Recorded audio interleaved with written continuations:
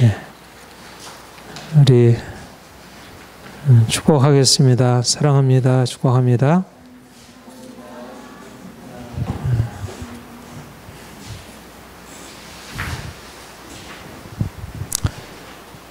사람들은 모두 행복한 인생, 또 자유로운 인생을 꿈꾸고 갈망합니다. 인생이 이 땅에 살아가는 동안 마음이 평안하고 행복한 것 하나님의 축복이고 또 우리의 소망입니다. 그러나 인생에는 너무나 많은 고통이 있고 또 이 고통에서 벗어날 수 없다는 그런 절망이 있습니다. 행복한 인생을 꿈꾸지만 진정으로 어떻게 이 고통에서 벗어나서 내가 행복할 수 있을까? 어린아이로부터 어른, 노인에 이르기까지 한결같은 소망이고 갈망이어도 실제적인 삶에서 온전한 행복을 누리고 사는 사람은 많지 않습니다. 진정한 자유와 행복이 어디에 있을까요? 우리는 어디에서 진정한 행복을 또 자유를 찾을 수 있을까요? 성경은 우리에게 하나님을 아는 것, 우리를 창조하신 창조자 그분을 아는 것, 그분을 사랑하고 섬기는 것이 인생의 행복의 길이다. 그렇게 말씀하고 있습니다. 돈이 아니라 사람들의 인정과 칭찬이 아니라 하나님을 아는 것, 그분을 진정으로 사랑하고 그분을 섬기는 것, 그것이 우리가 진정한 행복의 근원이라는 것입니다. 지금 우리 이 시대를 지식 정보화 사회라 시대라 그렇게 얘기를 합니다. 지식이 힘인 시대, 지식을 가지고 있는 사람이 권력을 장악하는 시대, 점차적으로 더 지식의 중요성이 커가고 있습니다. 지식이 없는 사람은 아무리 돈이 있어도 그 돈이 금방 사라지게 되고요. 지식을 가지고 있는 사람은 그 지식을 통해서 부를 창출하고 권력을 가질 수 있는 지식의 가치, 지식이 모든 가치의 근원이라는 것이 지금 이 시대에 더 분명해지고 있습니다.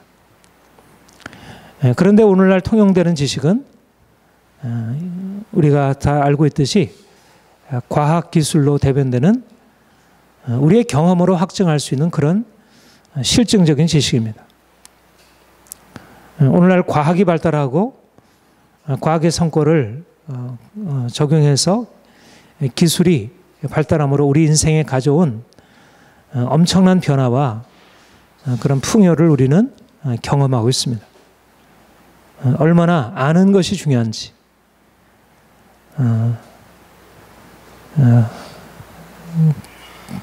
근세 초기에 베이컨이, 영국의 경험론자 베이컨이 아는 것이 힘이다. 오늘날 과학적인 지식의 가장 기본적인 그 원리를 제공한 사람이고, 그가 말하기를 아는 것이 힘이다. 근데 과연 과학적인 지식이 우리의 삶에 힘이 되고 있다는 사실을 실증하고 있습니다. 그런데 사실은 우리가 아는 것이 힘이지만 무엇을 아느냐? 우리가 자연과학의 법칙을 알고 인생의 여러 가지 많은 것을 경험적으로 알 수 있고, 그것이 분명히 우리의 삶에 많은 것을 가져다 주지만, 그러나 그것이 진정으로 우리의 삶 전체를 온전하게 행복하게 해주고 성공적으로 살아갈 수 있게 해주는가? 그렇지 않다는 것입니다. 하나님을 알지 못한다면,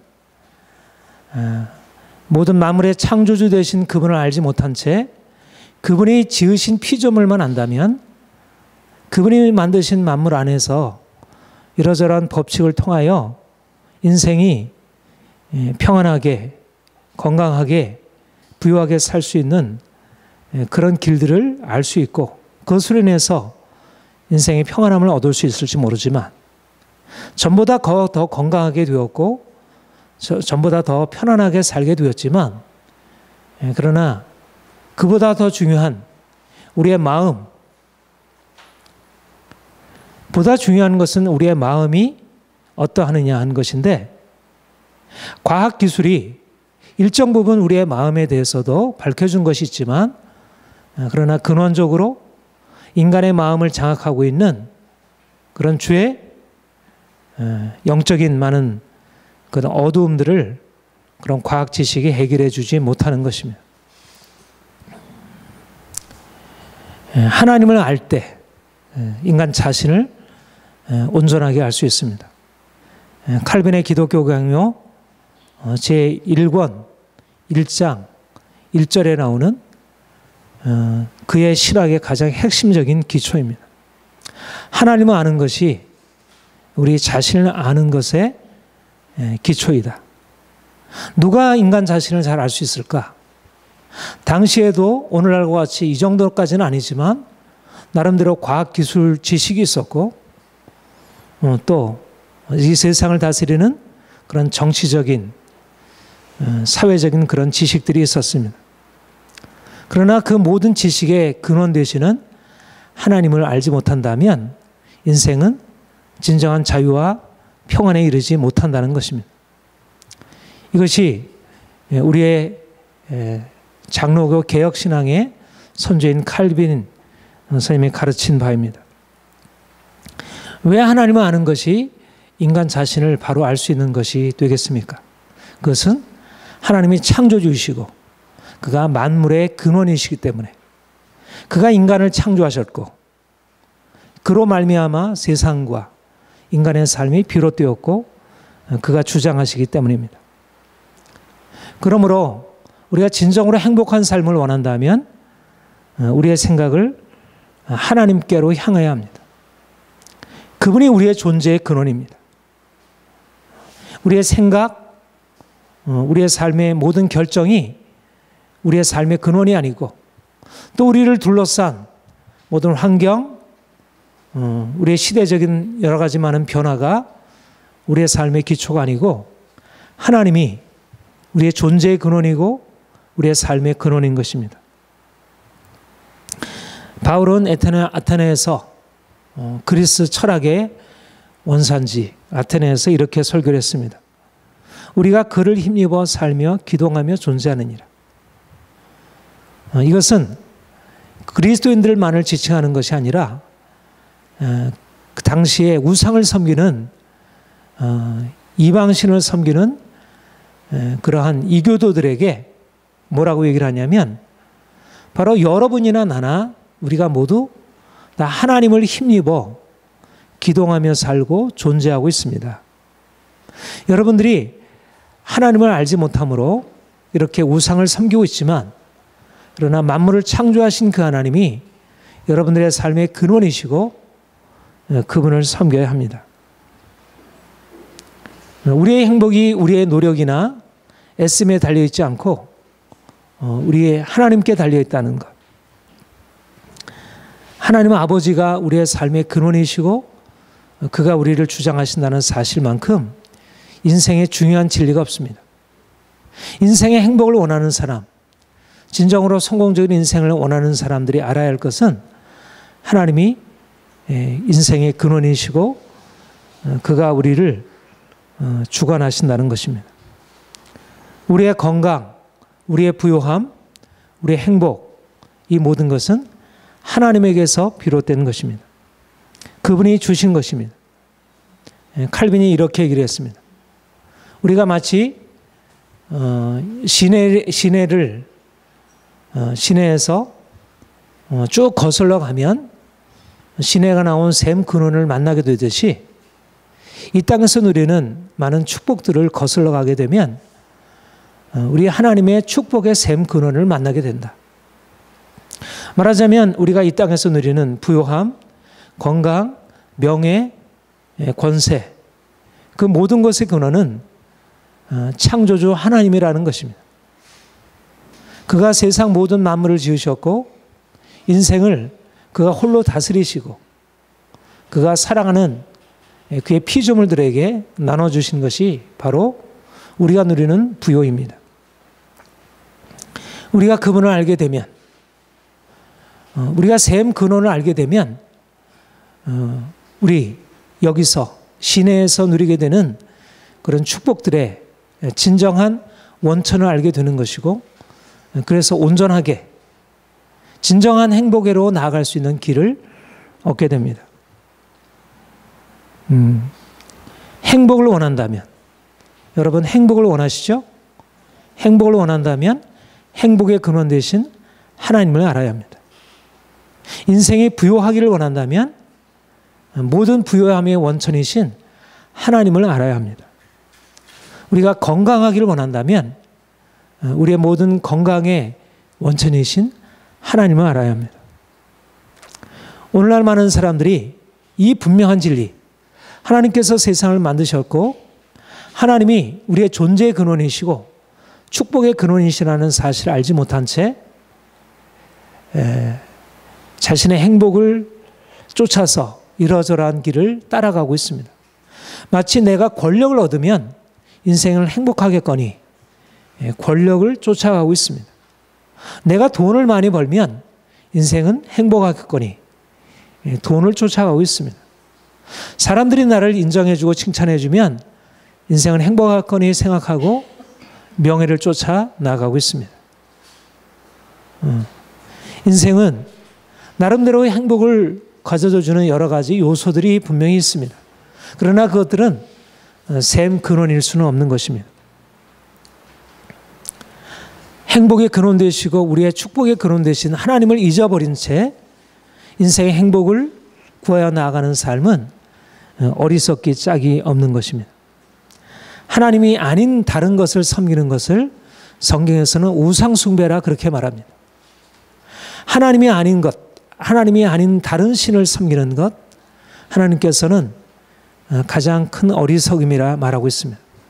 아무리 돈이 많아도 그 자신의 돈이 어디에서부터 비롯된 것인지, 자신의 지금 누리는 부요와 평안함이 어디에서부터 비롯된 것인지 알지 못하게 되면 언제 자신도 알지 못하는 채 그것을 잃어버릴 때가 도래하게 됩니다.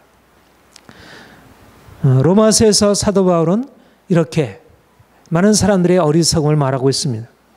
스스로 지혜있다나 어리석게 되어 썩지 아니하는 하나님의 영광을 썩어질 사람과 새와 짐승과 기어다니는 동물의 모양의 우상으로 만들었느니라. 사람들이 스스로 지혜롭다 하지만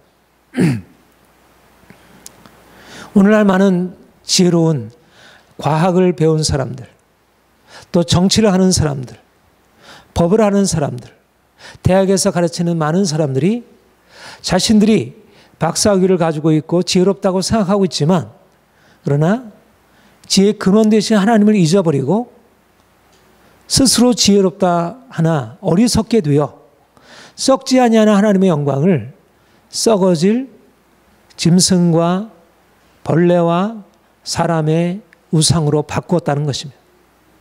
오늘날 내가 다른 신을 우상으로 만들어 섬기지 않는다고 하더라도 자신을 스스롭다, 지혜롭다 생각하면서 삶의 모든 좋은 것을 주신 하나님을 인정하지 않고 그분에게 감사하지 아니하고, 우리에게 지혜가 있다면 과학기술이 어디서부터 비롯된 것입니까? 하나님이 만드신 것이고 하나님의 선물입니다.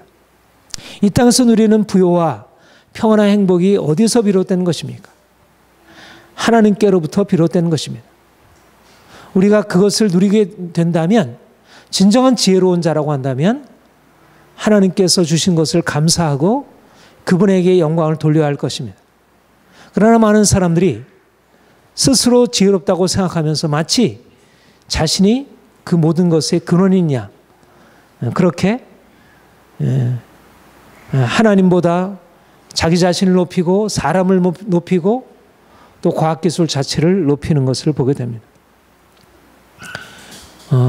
오늘날 사람들은 보이지 않는 하나님을 보이지 않는 것 때문에 마치 없는 것처럼 여기고 하나님을 섬기지 않습니다. 그러나 보이는 모든 것들의 근원은 보이는 모든 것들을 창조하신 하나님이십니다. 보이는 것을 우리가 바로 이해하려면 보이지 않는 하나님을 믿고 그분을 바로 섬겨야 보이는 것을 바로 이해할 수 있는 것입니다. 오늘날 과학기술 시대가 눈으로 보이는 것을 통해서 진정한 지식이 무엇인지를 마치 다 평가하려고 하지만 그러나 보이는 것은 진리의 한 부분이고 한 열매에 불과합니다.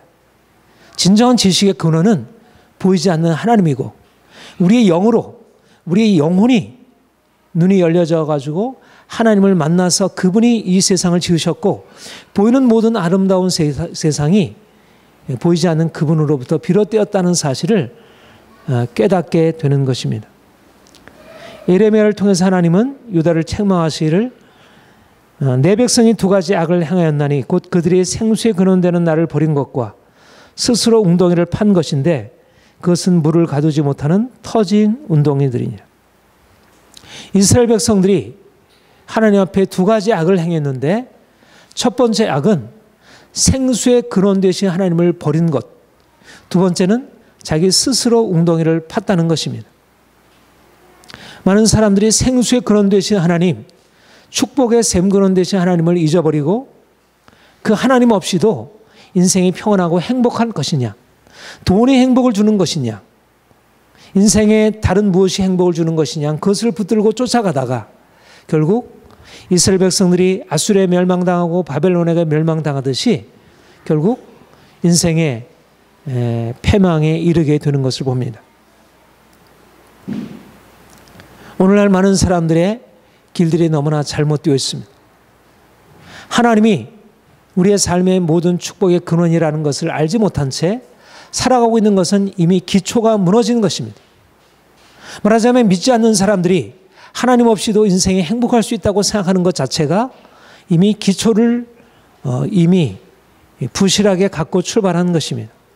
더군다나 더 심각한 것은 예수를 믿는 사람들조차도 마치 하나님을 섬기는 이스라엘 백성들이, 유다 백성들이 생수의 근원 되신 하나님을 버리고 전혀 물을 저축하지 못할 웅덩이를 파고 거기서 물을 얻으려는 것처럼 오늘날 생수의 근원 되신 하나님께 나와서 그분에게 그분의 은총을 구하고 그분의 축복을 구해야 할 하나님의 백성들이 오히려 세상을 쫓아가고 돈을 쫓아가고 그래서 세상에 부끄러움을 당하고 있다는 것, 슬픈 사실입니다.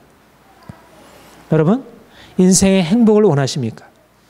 하나님을 자신의 행복의 근원으로 삼는 것이 바로 우리가 행복으로 나아가는 길입니다.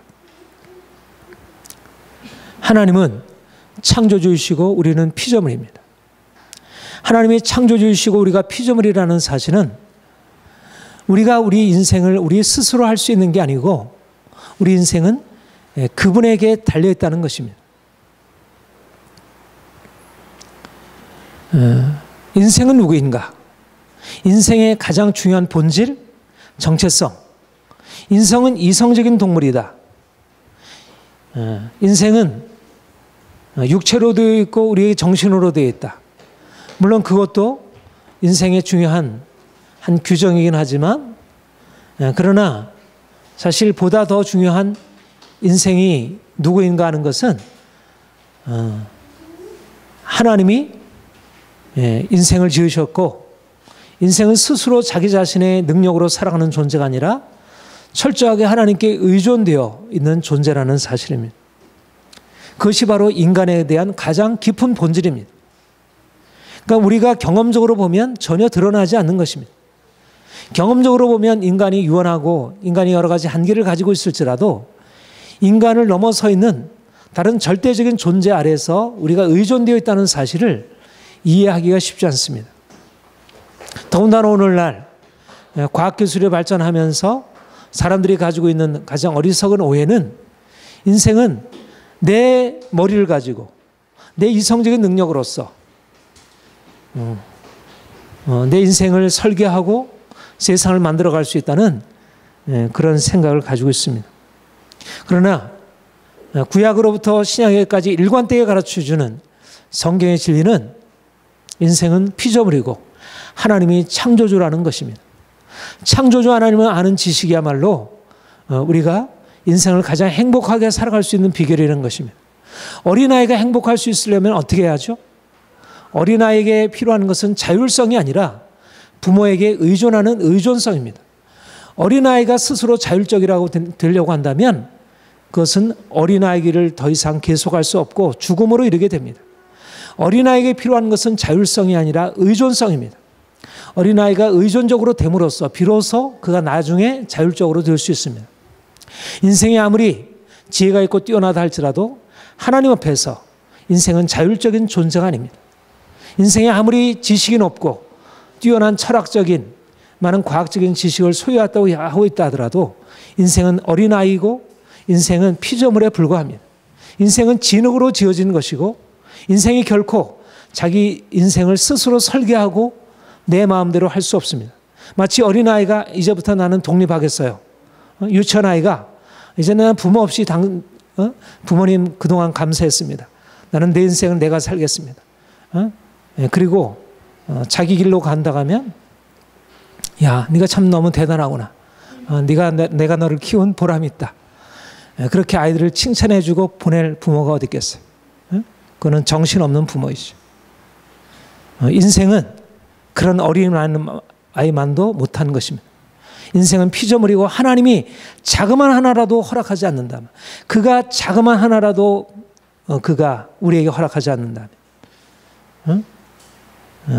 우리가 태양과 이 지구와의 거리가 0.0001mm라도 우리가 오차가 있다면 이 땅이 태워 죽거나 아니면 얼어 죽거나 그렇게 된다고 하잖아요. 하나님의 지혜로서 이 세상을 주관하시기 때문에 인생이 스스로 무엇을 할 수 있는 것처럼 여길 뿐이지 하나님 없이는 이 세상 어느 하나도 과학기술도 어느 하나도 존재할 수 없고 유지될 수 없는 것입니다. 피조물의 의미에 대해서 시편 104편에서 이렇게 말씀하고 있습니다. 이것들은 다 주께서 때를 따라 먹을 것을 주시기를 바라나이다. 주께서 주신즉 그것들이 받으며 주께서 손을 펴신즉 그것들이 좋은 것으로 만족하다가 주께서 낯을 숨기신즉 그들이 떨고 주께서 그들의 호흡을 거두신즉 그들은 죽어 먼지로 돌아가나이다. 피조물이란 무엇인가? 하나님이 주시면 생명이 유지되다가 하나님이 거둬가시면 생명이 끝난다는 것입니다. 피조물 자신에게 달려있는 것이 아니라 창조주 그분에게 달려있다는 것입니다. 하나님이 허락하신 한계 안에서 생명이 유지되는 것이고 하나님이 생명을 거둬가시면 생명을 더 이상 연장할 수 없습니다. 그럼 인생은 어떤가요? 인생은 내가 스스로 나의 생명을 스스로 결정하고 나아갈 수 있는가? 그럴 수 없다는 것입니다. 모든 피조물들이 하나님께 의존되어 있고 우리가 비록 다른 피조물과 달리 하나님의 형상으로 지음받아 다른 피조물들을 다스리는 존재로 살아가고 있지만 그러나 여전히 우리는 흙으로 지은 피조물이라는 사실에는 다른 동물이나 식물들과 다름없는 철저히 하나님께 의존되어 있습니다. 우리가 하나님께 의존하지 않으면 인생은 결코 한순간도 유지될 수 없습니다. 그런데 오늘날 이 세상의 철학이, 이 세상의 많은 지식인들이 가르치고 있는 거짓이 하나님 없이도 인생이 행복할 수 있고 내 인생을 스스로 결정할 수 있다는 잘못된 독립, 하나님으로부터의 독립을 선언하고 그래서 자기 마음과 자기 뜻대로 살아가려고 하는 것입니다. 오늘날 이 세대가 과학기술의 발전으로 인하여 너무나 많은 부요함을 누리고 있으면서 정작 그 근원 대신 하나님을 잊어버림으로 존재의 밑바닥을 무너뜨리고 있는 것을 봅니다. 우리는 하나님의 지혜를 우리가 배워야 할 것입니다. 하나님께서 우리에게 말씀하시는 것은 인생은 하나님께 의존되어 있어야 행복하다는 것입니다. 우리는 영원하지 못하고 그분이 주시는 한계 안에서 자유로울 수 있습니다. 그가 우리의 체질을 아시며 우리가 단지 먼지뿐임을 기억하심이로다. 인생은 그날이 풀과 같으며 그 영화가 풀의 꽃과 같도다. 인생은 무엇입니까? 인생은 흙으로 지어진 존재입니다. 인생은 진흙이요 티끌입니다. 그가 우리의 체질을 아시고 우리가 얼마나 아무것도 아닌지 그분이 아십니다. 우리가 이것을 알아야 합니다. 우리가 아무리 지혜롭고 똑똑하고 유능하다 할지라도 하나님이 주신 그 한계를 가지고 있는 생명을 가지고 있습니다. 인생은 그날의 풀과 같고 그 영화가 풀의 꽃과 같습니다. 인생의 유한성을 아는 것, 이것이 세상도 이해하고 있는 진리입니다. 불교도 이것을 이해하고 있고 도교 철학도 이것을 이해하고 있고 서양 철학도 이 사실들에 대하여 거듭말하고 있습니다. 그러나 세상의 철학들은 하나님을 알지 못하기 때문에 진정으로 인간이 얼마나 철저하게 무능하고 아무것도 아닌지를 깨닫지 못하고 인생의 유한한 중에 그래도 자신의 지혜를 가지고 무엇을 할 수 있다고 생각합니다. 그러나 우리가 성경을 통하여 하나님을 알게 되고 성령께서 우리 안에 우리 자신의 존재를 비추심으로 인하여 우리가 하나님 앞에서 아무것도 아닌 피조물임을, 우리가 진흙임을 우리가 깨닫게 되었습니다. 우리에게 필요한 것은 무엇입니까? 우리가 하나님을 인정하는 것입니다. 너는 마음을 다하여 여호와를 신뢰하고 내 명철을 의지하지 말라. 너는 범사의 그를 인정하라. 그리하면 내 길을 지도하시리라. 우리가 인생을 성공적으로 행복하게 살아갈 수 있는 비결은 하나님을 신뢰하고 그를 인정하는 것입니다. 여러분, 돈이 없을지라도, 내가 비록 수학적인 과학적인 지혜가 없을지라도, 그리고 세상을 살아가는데 지혜가 부족하다 할지라도 마음을 다하여 여호와를 신뢰하고 나의 명찰이 아니라 범사의 하나님을 인정하면 하나님께서 우리의 삶을 지도하시고 주관하십니다. 우리가 얼마나 인생의 많은 문제 가운데 방황하고 당황하고 두려워하고 절망하게 됩니까? 끝없이 우리가 부딪히게 되는 것은 우리가 감당할 수 없는 문제가 우리 앞에 놓여 있다는 것입니다. 그러나 우리는 한계 아래서 그냥 풀과 같이 그냥 시들없어지는 존재가 아니라 영원하신 생명의 하나님, 우리의 주권자 하나님, 없는 것을 있게 하시고 죽은 자를 살리신 그 전능하신 하나님이 우리 아버지시고 그가 창조주시고 그가 우리와 함께 하셔서 우리 인생을 다스리시고 주권하신다는 사실을 믿고 하는 것입니다. 그러므로 우리가 인생을 살아갈 때 어떤 삶을 만난다고 할지라도 그것이 우리에게 문제가 되지 않습니다. 하나님이 우리의 삶을 책임져 주신다는 것. 여러분, 이것이 믿음이 가지고 있는 비밀입니다. 우리 자신에게 능력이 있는 것이 아니고 우리 자신에게 무엇이 대단한 것이 있는 것이 아니라 우리의 인생을 책임져 주실 전능자가 계시다는 것. 우리는 풀과 같이 시들어 없어지는 존재이지만 그러나 우리가 시들어 없어지지 아니하는 영원한 생명을 가지신 그 하나님이 우리 인생을 주관하시고 그가 우리를 붙드시고 그래서 우리가 피곤할 때, 우리가 지칠 때, 우리가 아무것도 없을 때, 우리가 한계에 부딪히게 될 때, 우리가 그 하나님을 의지하고 하나님을 앙망하게 될 때 이와를 앙망하는 자는 샘을 얻으리니 독수리는 날개치며 올라감 같을 것이라. 피곤하지 아니하고 곤비치 아니하는 그 은혜를 입게 되는 것입니다. 그가 우리의 목자가 되셔서 우리가 때때로 넘어지고 쓰러지고 때때로 사망의 음침한 골짜기 같은 그런 험한 인생길을 만나게 될 때 우리에게 그가 지팡이와 막대기로 인도하시며 그를 안보하셔 주시는 이 은혜가 우리에게 있습니다. 사랑하는 여러분, 우리는 그러므로 하나님을 신뢰하고 산다는 이 귀한 은혜가 우리에게 있기 때문에 우리가 비록 연약하고 우리가 비록 가지고 있는 것이 부족하고 온전함이 우리에게 없을지라도 우리 인생은 안전하고 평안하고 우리가 날마다 감사하며 기뻐하며 춤추며 나아갈 수 있습니다. 사랑하는 성도 여러분, 하나님을 온전하게 믿고 신뢰하시길 바랍니다. 범사의 그를 인정하는 것입니다. 범사에 내 삶의 모든 형편에 있어서 하나님이 전능자이시고 그가 내 인생을 붙들으시고 계신다는 사실을 온전하게 의지하는 것입니다. 하나님이 말씀으로 세상을 창조하셨습니다. 그리고 하나님의 형상대로 사람을 창조하시고 복을 명하셨습니다. 오늘 본문 말씀에 보면 27, 28절에 하나님이 자기 형상과 하나님의 형상대로 사람을 창조하시되 남자와 여자를 창조하시고 하나님이 그들에게 복을 주시며 하나님이 그들에게 이르시되 함께 읽겠습니다. 생육하고 번성하여 땅에 충만하라. 땅을 정복하라. 바다의 물고기와 하늘의 새와 땅에 움직이는 모든 생물을 다스리라 하시니라. 여러분, 우리가 하나님을 믿고 산다는 것이 무엇을 의미합니까? 우리가 인생이 내 힘대로 내 뜻대로 되지 않는다는 것을 우리가 인정하고 하나님을 신뢰하고 살아가는 것을 의미하고, 또한 그 하나님이 우리 인생에 세워놓은 놀라운 계획을 우리가 받아들이며 사는 것입니다. 하나님이 자기 형상대로 창조하신 사람들에게 주신 운명적인 것이 무엇이냐면 건강과 부요와 성공의 축복입니다. 여러분, 저는 하나님이 우리 인생을 사랑하셔서 성공적인 인생, 행복한 인생을 주시려 한다는 사실을 마음으로 확신합니다.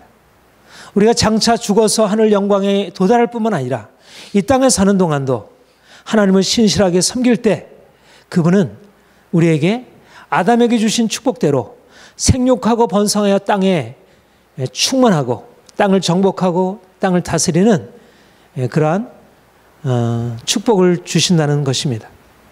우리는 이 땅에서 하나님을 섬기는 것에 이런 구체적인 실질적인 의미를 부여할 수 있습니다. 많은 사람들이 하나님에게서 그 축복을 구하지 아니하고 돈에서 그것을 찾고 사람에게서 그것을 구하고 세상에서 그것을 찾기 때문에 오히려 하나님을 잊어버리게 되는 것이 문제이지, 우리가 하나님을 잘 섬기면, 하나님을 정말 온전히 사랑하고 그분을 구하게 되면 하나님이 아담에게 허락하신 이 약속의 말씀이 우리에게 그대로 주어진다는 것입니다. 사랑하는 성도 여러분, 하나님이 우리에게 계획하신 바는 결코 가난과 저주와 고통과 슬픔과 두려움과 절망이 아닙니다. 개인적으로 우리가 가난하고 병들고 고통 중에 살아가는 것 하나님이 기뻐하시는 일이 아닙니다. 가정이 고통 중에 있는 것 하나님이 기뻐하시는 일이 아닙니다. 한 사회와 나라가 여러 가지 많은 문제 가운데 부딪히고 세월호 참사와 같은 이런 일이 일어나는 것은 우리 사람들이 원하는 일도 아니지만 하나님도 원하는 일이 아닙니다. 그러나 왜 이런 일이 있습니까? 하나님이 원치 않는 일이 왜 이런 일이 있습니까? 죄로 말미암은 것이고 죄로 인한 하나님의 심판인 것입니다. 사람들이 하나님을 알지 못하면 하나님의 축복을 잃어버리게 되고 결국 저주 아래에 이르게 됩니다. 우리가 하나님을 알아야 할 이유는 하나님이 주신 축복이 우리에게 분명히 있는데, 한 개인의 삶이 건강하고 부욕해 될 수 있고 축복 가운데 나갈 수 있고, 한 가정이 그 당대뿐만 아니라 대대 손손에 이르러 자자손손에 이르러 축복을 누리며 살아갈 수 있는데, 하나님을 잊어버림으로 우상을 섬기고 스스로 자기를 높이고 세상을 쫓아가고 돈을 쫓아감으로 말미암아 하나님이 정해놓으신 그 법칙대로 그들이 저주에 처하게 되고 고통 가운데 살아가게 되는 것입니다. 하나님이 정해놓으신 법칙은 누구도 폐기할 수 없습니다. 사람이 아무리 바꾸려고 하더라도 내 마음에 그것은 믿을 수 없어, 나는 그렇게 생각하지 않아, 아무리 많은 사람들이 그렇게 결정하고 나간다고 하더라도 하나님의 정하신 법칙이 변화될 수 없습니다. 자연과학의 법칙이, 만유인력의 법칙이 폐기될 수 없는 것처럼, 아인슈타인의 상대성의 원리가 폐기될 수 없는 것처럼 하나님의 정해놓으신 축복과 저주의 원리가 결코 폐기될 수 없는 것입니다. 왜 오늘날 사람들이, 하나님의 만드신 사람들이 이 고통 가운데 있고 특별히 하나님을 믿는 믿음의 사람들이 축복을 누리지 못하고 저주 아래 있는 것입니까?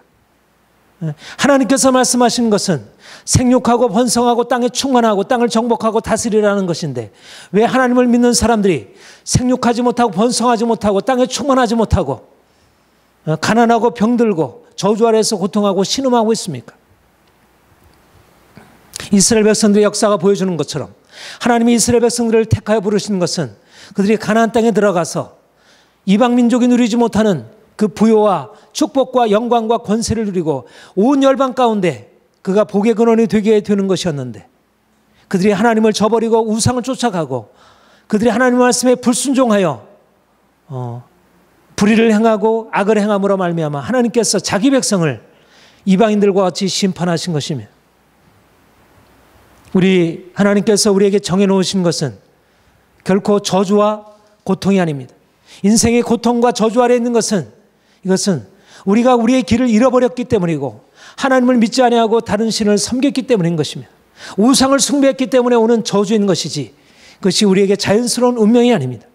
하나님께서 우리에게 말씀하신 것은 처음 사람 아담에게 허락하셨던 하나님의 형상으로서 하나님의 형상을 따라서 우리가 거룩하고 의롭게 살아갈 때 하나님께서 약속하신 하늘과 땅에 있는 모든 권세를 누리며 살아가는 것, 이것이 바로 하나님의 백성들이 누릴 권세입니다. 예수님께서 이 땅에 오신 목적은 무엇입니까? 그것은 바로 아담이 잃어버린 하나님의 형상을 다시 회복하여 이 땅에서 하늘과 땅에 있는 모든 권세를 내게 주셨으니 너는 가서 모든 족속으로 제자를 삼아 아버지와 아들과 성령의 이름으로 세례를 주고 내가 너에게 분부한 모든 것을 가르쳐 지키게 하라. 하늘과 땅에 있는 모든 권세를 주신 주님의 권세가 우리에게 주어지고 우리가 예수 그리스도의 권세를 가지고 나아가 많은 사람들을 다스리고 정복하고 하나님께로 돌이키는 것입니다. 오늘날 교회가 세상에 부끄러움을 당하고 있는 것은 교회의 본래적인 모습일 수 없습니다. 하나님이 우리 각 사람에게 주신 하나님의 특권과 그 권세를 잊어버리고 살아가는 것을 우리가 당연하게 받아들일 이유가 없습니다. 하나님이 우리에게 주신 본성은 행복을 향한 것이고 축복을 향한 것입니다. 우리의 본성상 우리가 고통 가운데 있는 것을 우리는 싫어합니다. 우리가 슬퍼하는 것을 우리는 원치 않습니다. 우리가 고통 가운데 계속 머물러 있는 것에 대해서 우리는 어떻게든지 이것은 극복되어야 한다고 생각합니다. 하나님이 주신 마음이고 하나님이 우리에게 말씀하는 것입니다. 인생을 다시 보아야 합니다. 우리가 지금은 아담의 저주를 짊어지고 살아가고 있지만 이것이 본래적인 우리의 모습이 아니라는 사실을 우리는 분명히 주장해야 합니다. 예수께서 이 땅에 오신 것은 아담이 잃어버린 하나님의 형상을 회복하고 하나님의 형상을 회복한 자들에게 주시는 그런 축복을 누리게 하기 위함입니다. 생육하고 번성하여 땅에 충만하라. 땅을 정복하라. 땅을 다스리라. 하나님이 우리 믿는 자들에게 특별히 이 말씀을 하고 계십니다. 우리는 믿음으로 말미암아 우리가 잃어버린 하나님의 형상을 회복하고 우리가 정직하고 의롭고 순결하게 살아가고 세상 사람들과 다른 삶의 본을 보이고 살아가고 그래서 하나님이 우리에게 주신 권세를 세상 가운데 나타내야 할 것입니다. 사랑하는 성도 여러분, 주님이 우리를 축복하시길 원하십니다. 하나님이 아브라함을 축복의 통로로 부르신 것처럼 우리를 축복의 통로로 부르셨습니다. 우리가 가는 곳곳마다 세상의 어둠이 물러가고 빛이 오게 될 것이고 사람들이 고통과 슬픔 가운데 살다가 이제 우리의 메시지를 듣고 우리가 전하는 이 복음의 소식을 듣고 예수 그리스도께로 돌아와 그분 안에서 참된 평안과 위로와 자유를 얻게 되고 그들이 그 불의한 삶에서 돌이켜서 거룩한 삶으로 돌이키게 되고 그래서 우리로 말미암아 이 세상이 변화되는 놀라운 일이 일어나게 될 것입니다.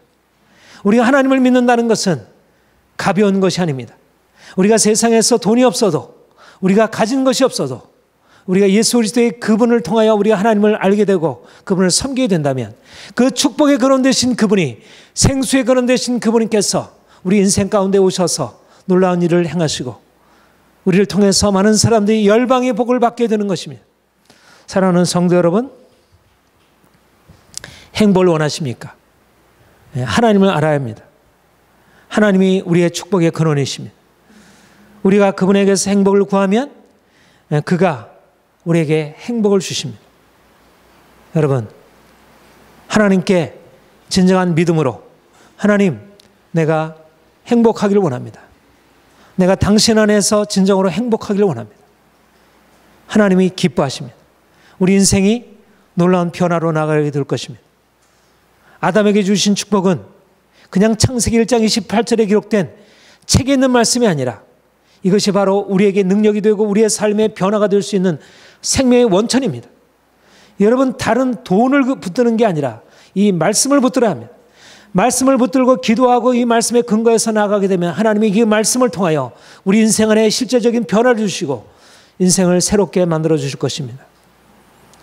여러분, 하나님이 주시는 축복을 누리고 세상을 향하여 이런 축복을 전해 주시기를 축복의 통로가 되기를 축원합니다. 기도하겠습니다.